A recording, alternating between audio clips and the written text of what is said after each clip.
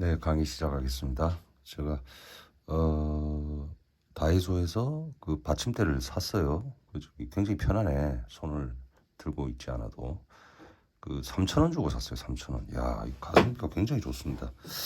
제가 그건 아닌데 국적을 떠나서 이게 일본 사람들은 굉장히 뭐라고 할까요? 경제적이에요. 굉장히. 우리를 침략했지만 인정할 건 해야죠.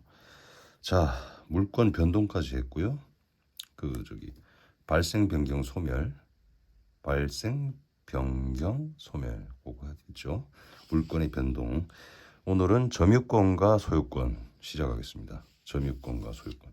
점유권에서는 그 점유의 효력 부분이 상당히 의미가 있습니다.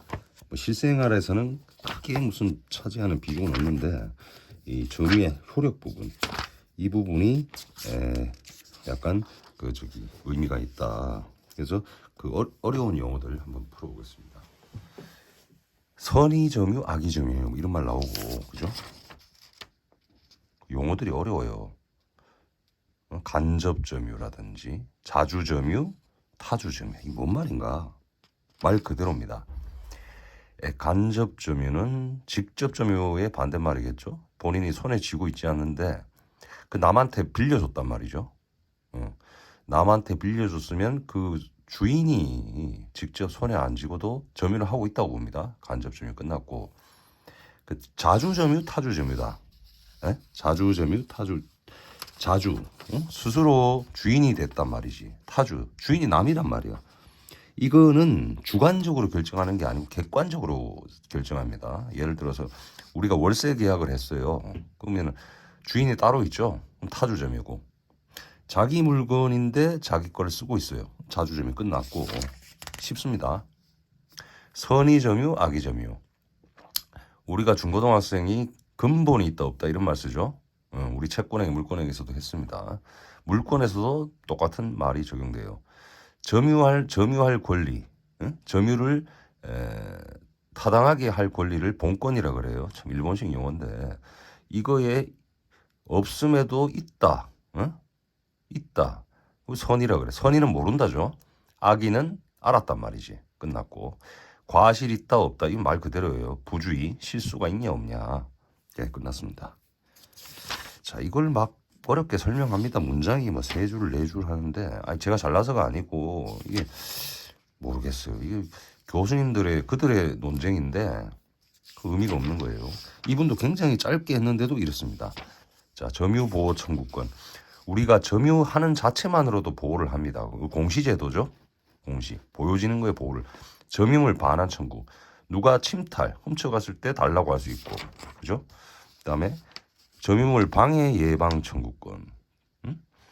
침탈하기 전에 예방을 할 수 있단 말이지. 점유의 소와 본권의 소이 뭔 말이냐? 소는 소송입니다. 재판. 점유의 소는 점유하고 있는 자체만으로 보호해 줄 수 있다는 재판. 본권은 근본을 이야기하죠. 점유할 권한이 있느냐? 권한이라는 표현을 썼습니다. 본권, 권한 같은 말입니다. 자력 탈환권.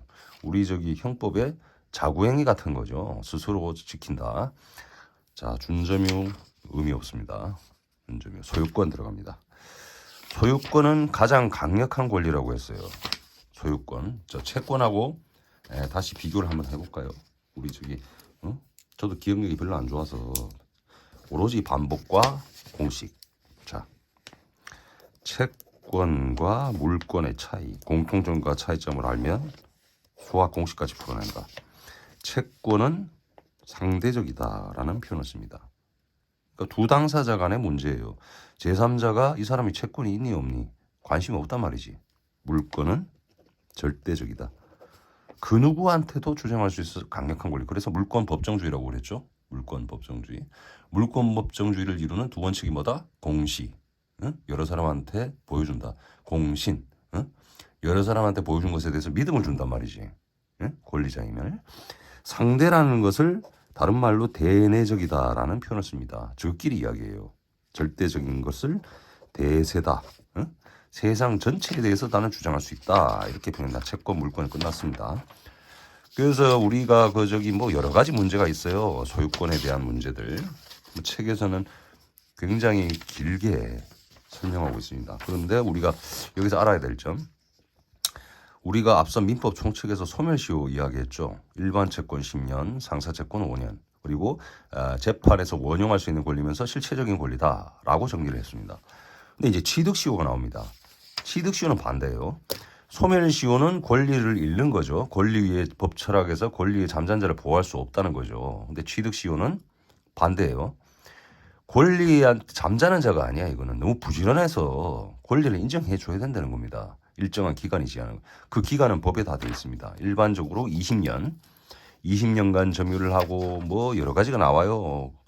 다음에 점유취득시효, 점유를 하면 권리를 준다. 등기부 취득시효라는 게 있어. 부동산, 점유는 동산에 주로 해당되죠. 부동산은 등기를 일정 기간 하면은 권리자로 인정해 준다는 겁니다.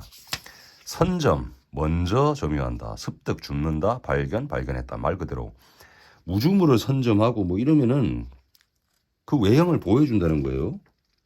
첨부. 예? 첨부라는 뜻은 썩는다는 거죠. 덧붙인다는, 덧붙이면은 그 소유권을 갖다가 인정해 준다는 겁니다. 그 비율에 따라서 어려울 거 하나도 없어요. 호나, 썩겠다, 믹스트. 영어로 믹스트. 자, 끝났고요. 공동소유는 핵심이 공동소유의 종류가 있어요. 크게 세 가지인데 공유가 있고 합유가 있고 총유가 있어요. 이거 어떻게 외우냐? 공유는 공동소유의 원칙이에요. 말 그대로 n분의 1이야. 부동산을 n분의 1 공평하게 나눌 수 있다. 분할이라 분할. 이 공유, 총유, 합유는 주의하실 점이 물권법이지만 채권법에도 준용이 됩니다. 준용이라는 것은 화자가 법률이라는 것이고, 그죠? 유추해석, 유추적과 같은 말이지만 화자가 법률이다. 합유는 조합의 형태, 조합. 우리 채권법에 가면 우리 동업한다 그러죠, 파트너. 조합의 소유 형태를 합유라고 합니다. 끝났어요. 말 그대로 갑니다. 다음에 총유는 종교단체입니다. 주로 종교단체, 종중이나 이런 교회나 이런 집합체들의 소유 형태입니다. 자, 오늘 여기까지 하고요. 그 주말인데 너무 무리하면 안 되죠. 그래서 쉬어가는 의미에서 키포인트 짚어드렸습니다. 다음 시간은 용익물권, 사용해서 이익을 얻는 물건이라고 표현했죠. 예, 가겠습니다. 수고하셨습니다.